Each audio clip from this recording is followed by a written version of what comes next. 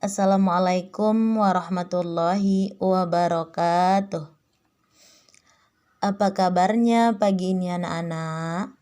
Mudah-mudahan kita berada dalam lindungan Allah Subhanahu wa Ta'ala. Amin. Sebelum kita mulai pembelajaran kali ini, marilah kita sama-sama berdoa. Bismillahirrahmanirrahim. Rabbi zidni ilman warzuqni fahman. Amin. Pada pembelajaran 3 kali ini kita akan membahas dengan tema cita-citaku menjadi anak soleh dengan subtema indahnya saling menghargai. Anak-anakku yang soleh dan soleha, semua manusia di dunia ini bermula dari Nabi Adam alaihi salam. Kemudian manusia berkembang, di antaranya adalah kita. Allah Subhanahu wa Ta'ala menciptakan manusia itu berbagai macam bentuk dan warna. Ada yang putih, ada yang hitam, ada yang tinggi, ada yang rendah, berambut keriting, berambut lurus, semua itu tidak ada yang serupa. Demikian pula kehidupan manusia, ada yang kaya dan ada yang miskin. Bangsa Indonesia misalnya, terdiri dari beragam suku, agama, dan adat istiadat. Lalu, bagaimana kita hidup di tengah-tengah keberagaman itu? Tentu saja kita harus saling menghargai. Sikap saling menghargai antara lain sebagai berikut. 1. Menghargai pendirian orang lain. Di dalam agama Islam terdapat sedikit perbedaan dalam beribadah.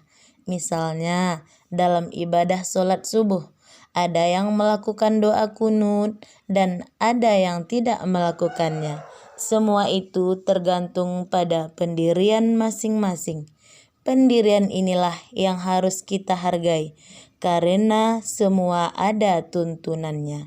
Yang terpenting adalah dilaksanakannya sholat subuh sesuai dengan tuntutan Islam yang diyakininya. Mereka yang berkunut dan yang tidak berkunut tetap saja sah sholat subuhnya. Anak-anakku yang soleh dan soleha, yang kedua, menghargai keyakinan orang lain. Di Indonesia pada saat sekarang ini ada 6 agama resmi, yaitu Islam, Katolik, Hindu, Buddha, Protestan, dan Konghucu. Semua itu adalah keyakinan yang harus kita hormati. Contoh, Ahmad bertempat tinggal satu lingkungan dengan Stefanus. Mereka juga belajar di sekolah yang sama. Ahmad beragama Islam, sedangkan Stefanus beragama Kristen. Dalam berteman, mereka selalu rukun dan saling menghargai sekalipun berbeda agama. Pada hari Minggu pagi, mereka selalu bermain bola dengan teman-temannya yang lain. Namun, pada suatu pagi, Stefanus menghampiri Ahmad dan minta maaf karena tidak dapat bermain bersamanya. Ayah Stefanus mengajaknya pergi ke gereja. Ahmad tidak mempersoalkannya dan menghargai sikap Stefanus untuk pergi ke gereja bersama ayahnya. Yang ketiga, menghargai pendapat orang lain. Pada hari Selasa, siswa kelas 5 belajar kelompok membahas tentang sikap anak terhadap orang tua, yaitu ayah dan ibu. Siswa kelas 5 dibagi menjadi 5 kelompok. Kelompok 1 dipimpin oleh Ahmad, sedangkan anggotanya adalah Iwan, Habibi, Dino, Ira, Nisa, dan Ilham. Dalam belajar kelompok, masing-masing siswa mengemukakan pendapatnya tentang bagaimana seharusnya bersikap terhadap orang tua.